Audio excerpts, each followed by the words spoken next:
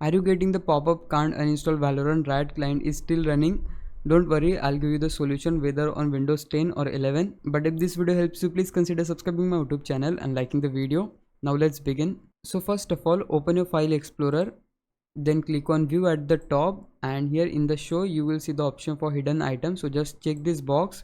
Once you do that, open the drive where you have installed the Windows. So it is this drive, so I'll just open it, and here we need to find the folder which is named as users, as you can see right here. So we just need to open it. Now here we need to open the admin folder. So this is in my case, so I'll just open it, click on app data, now click on local, and here is the main thing where we need to look for the folder Riot Games, as you can see right here.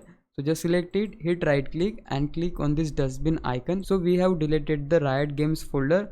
Now you can go and try to uninstall Valorant. It will surely fix your problem. Now if you think I was a big help, can you please subscribe me? If you do, I would really appreciate it. But for now, thanks for watching. Bye bye.